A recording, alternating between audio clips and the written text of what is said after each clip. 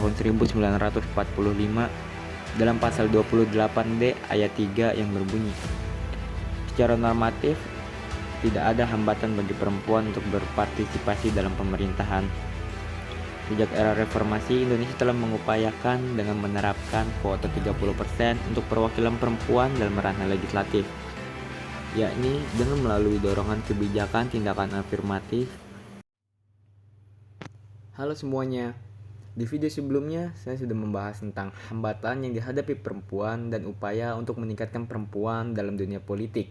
Di video kali ini, saya akan membahas lebih dalam tentang upaya untuk meningkatkan perempuan dalam dunia politik. Salah satu contohnya yakni affirmative action. Jadi saksikan video pembahasan kali ini sampai selesai. Partai politik memiliki kekurangan dalam melakukan tindakan afirmatif atau affirmative action. Untuk menaikkan keikutsertaan perempuan ke dunia politik, tindakan afirmatif untuk meningkatkan keterlibatan perempuan tidak dapat dilihat secara terpisah dari ketidakadilan gender, yang pada dasarnya menempatkan laki-laki pada posisi di atas perempuan. Sebagai sebuah ide dan gerakan, affirmative action memiliki sejarah yang berbeda di masing-masing negara. Terdapat sejumlah negara yang telah lama mengambil kebijakan itu, dan ada juga yang mengadopsinya pada awal abad ke-21.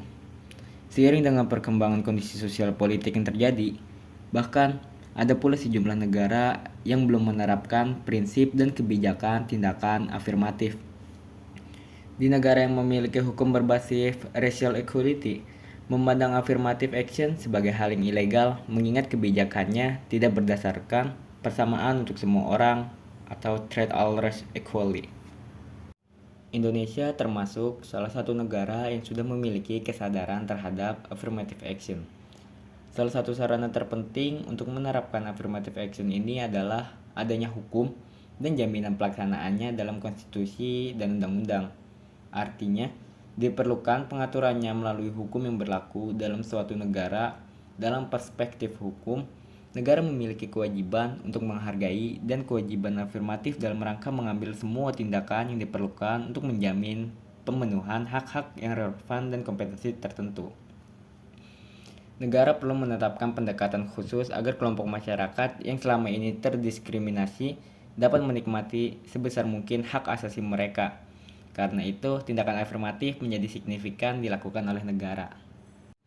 Affirmative action merupakan sebuah tanggapan atas realitas kondisi perempuan Indonesia yang masih kurang tertarik terjun dalam dunia perpolitikan. Pada hakikatnya, perempuan dan laki-laki mempunyai akses yang sama dalam berpolitik ataupun dalam pemerintahan. Hal tersebut telah termuat dalam Undang-Undang Dasar Negara Republik Indonesia tahun 1945 yang selanjutnya disebut UUD NKRI 1945, bahwa affirmative action sebagai perlakuan khusus untuk mewadahi peran perempuan dalam perpolitikan Indonesia. Dalam Undang-Undang NKRI 1945 yang menjadi alasan affirmative action dapat dilakukan di Indonesia adalah pada pasal 28H ayat 2 yang menyebutkan bahwa setiap orang yang berhak mendapatkan kemudahan dan perlakuan khusus untuk memperoleh kesempatan dan manfaat yang sama guna mencapai persamaan dan keadilan. Maka dari itu, agar ketertarikan dan partisipasi perempuan di dunia politik dapat meningkat dan setara layaknya peran laki-laki,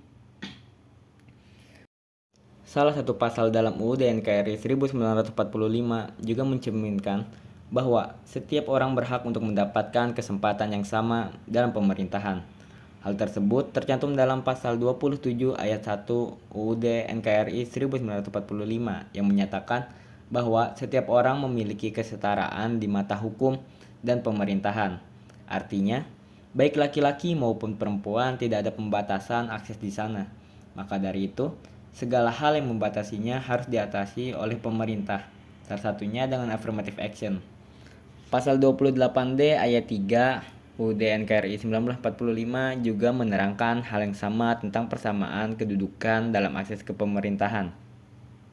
Affirmative action diamanahkan oleh beberapa undang-undang, antara lain Undang-Undang Nomor 10 Tahun 2008 tentang Pemilihan Umum Anggota Dewan Perwakilan Rakyat, Dewan Perwakilan Daerah, dan Dewan Perwakilan Rakyat Daerah pada pasal 8 ayat 1 huruf D, pasal 15 huruf D, pasal 53, Pasal 55 ayat 2, Pasal 57 ayat 1, 2, dan 3, Pasal 58 ayat 2, Pasal 61 ayat 6, dan Pasal 66 ayat 2. Sedangkan undang-undang lain yang mengatur affirmative action adalah Undang-Undang Nomor 2 Tahun 2011 tentang partai politik pada Pasal 2 ayat 2, Pasal 29 ayat 1 huruf A dan ayat 5. Dengan demikian, Konstitusi Indonesia juga mengadopsi prinsip perbedaan atau difference principle.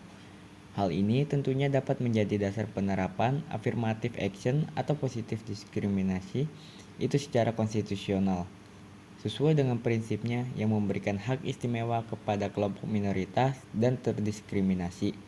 Maka untuk konteks Indonesia, affirmative action dapat dilakukan pada perempuan, anak-anak, dan kelompok minoritas. Sebab secara faktual, kelompok tersebut yang selama ini kurang mendapatkan perlindungan melalui sistem yang ada. Terima kasih.